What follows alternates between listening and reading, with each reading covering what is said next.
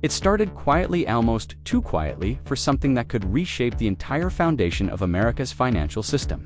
On one side, there's XRP, the digital asset built for speed, efficiency, and borderless transactions. On the other, FedNow, the US government's own instant payment service. Both promise lightning-fast transfers, both claim to be the future. But there's a tension here, a subtle game of influence, policy, and control that few people are willing to talk about openly. And perhaps that's exactly how the decision-makers want it. XRP's rise was nothing short of revolutionary.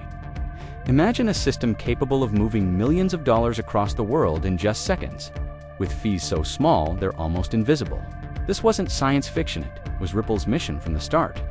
Banks in Japan, remittance companies in the Philippines, payment corridors in Latin America started experimenting with XRP for one simple reason. It worked. It was faster, cheaper, and more transparent than the old SWIFT system. But speed alone isn't what makes XRP a threat, it's who controls it. Unlike FedNow, XRP isn't run by a government. That independence could be its greatest strength or its biggest weakness.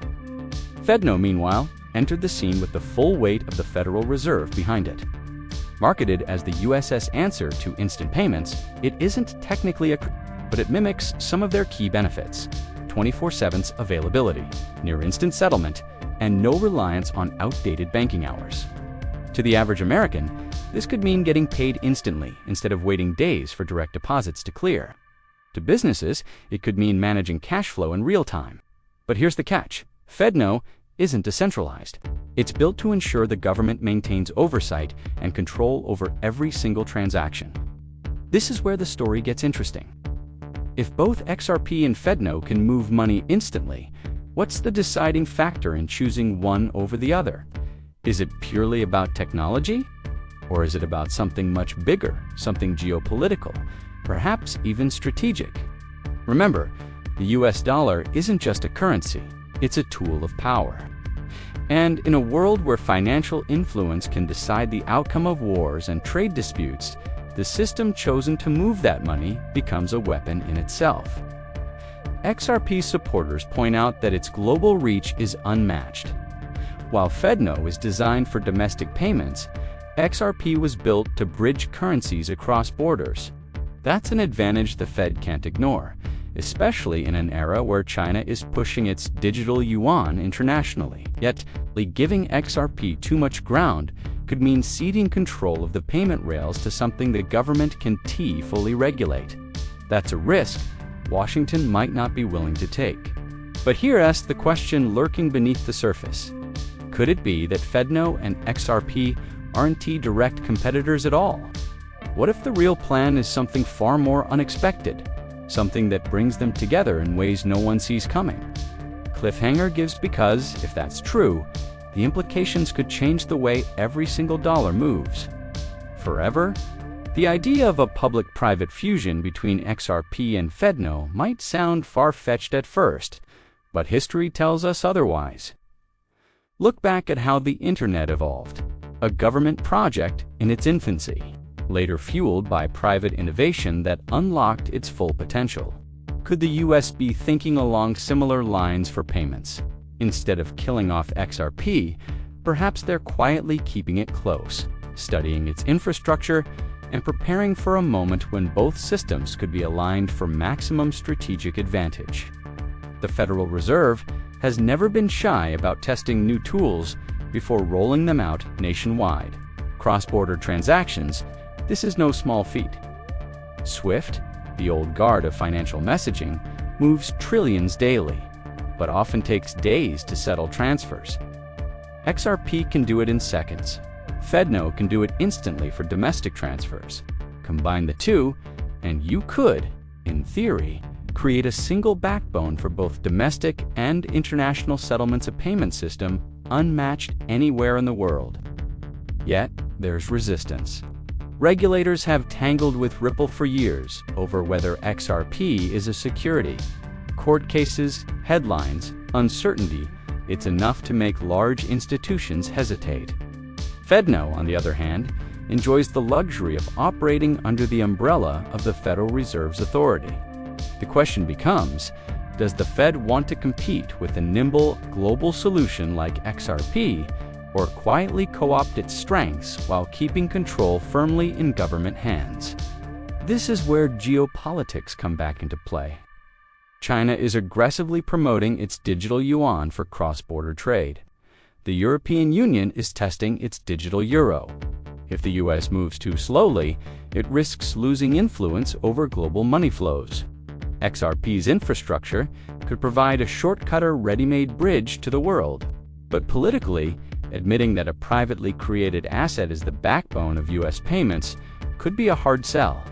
It's easier to paint FedNow as homegrown and secure, even if behind the curtain it's leveraging ideas pioneered by crypto innovators. Meanwhile, investors are watching closely. If the Fed ever signals even the smallest openness to integrating XRP into its broader payment strategy, the ripple effect, pun intended, on the asset's value could be explosive. But here's the paradox. The more successful FedNow becomes on its own, the less it needs XRP, or so it might seem.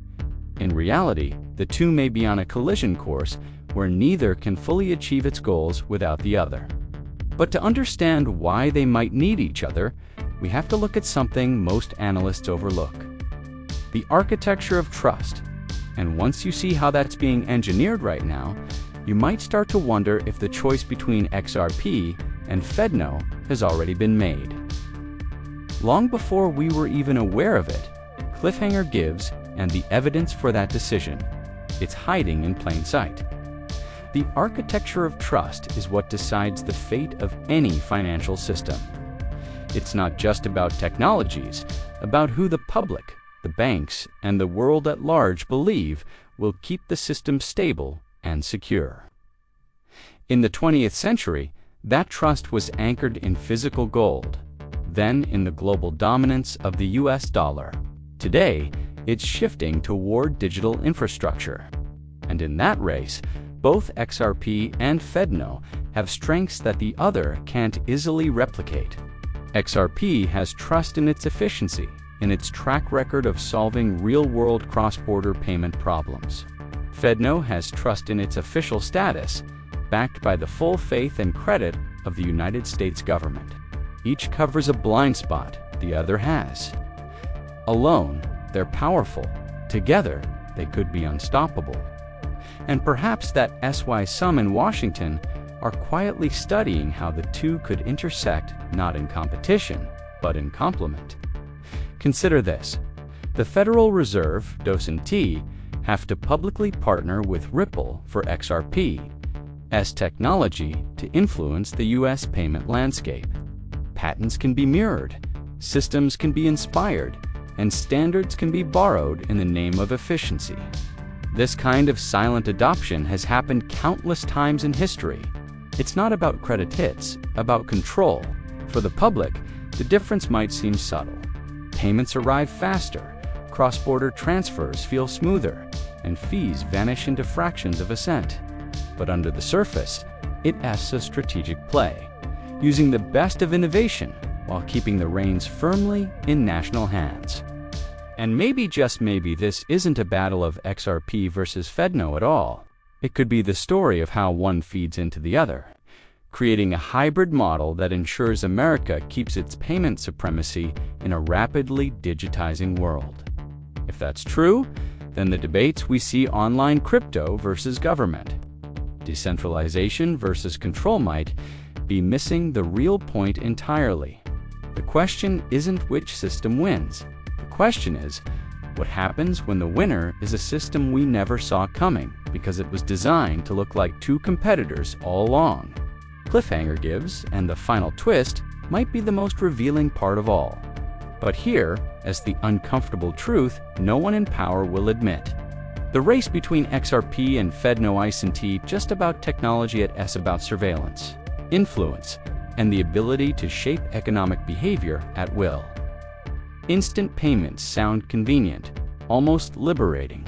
Yet, when every transaction moves through a system with a capacity for real-time monitoring, the line between financial innovation and financial control becomes dangerously thin. And that's the point. Whoever controls the rails controls not just the speed of money, but its direction, its accessibility, and if needed, its restrictions. XRP enthusiasts argue that decentralization is the safeguard against such overreach. With a blockchain ledger visible to anyone, no single entity can secretly alter or block transactions without leaving a trace. It's a vision of financial freedom in an increasingly centralized world. But decentralization isn't immune to pressure. Governments can regulate on-ramps, limit liquidity, and impose compliance demands that indirectly steer how the network is used. In other words, control can be exerted even without direct ownership. FedNow flips the equation entirely. It's centralized by design, and that's part of its appeal to policymakers. Need to freeze suspicious funds instantly? Done. Need to track the flow of stimulus payments in real time? Possible. Need to enforce sanctions on the fly? Effortless. From a national security perspective, these are powerful advantages. From a privacy perspective, they raise urgent questions. The tension here is almost philosophical. Speed and efficiency versus freedom and independence. And perhaps that's why this choice between XRP and FedNow feels more like a balancing act than a battle. The US might not be deciding between them, it might be engineering a future where both coexist, each serving a different purpose. One for the global stage, agile and adaptable. The other for the domestic arena, tightly controlled and politically secure. But there's a twist. If both survive, they won't remain equal for long. One will inevitably gain more reach, more trust, and more influence till the other becomes an accessory rather than a competitor. And when that tipping point arrives, the true future of America's payment system will be sealed. The only question is, which side of the scale will the US quietly put its weight on? In the end, money has never just been about trade, it has always been about power. The rails we choose to move it define who holds that power and how much freedom the rest of us have in using it. Whether it's XRP, FedNow, or something hidden in the shadows between the two. The decision will shape the next chapter of America's financial story for generations to come, and perhaps that decision has already been made. If you found this eye-opening, hit the like button, subscribe to Wealth Unlocked, and drop the word Payment Tower in the comments, so I know you've reaped part of the community. Let's keep unlocking the truth together.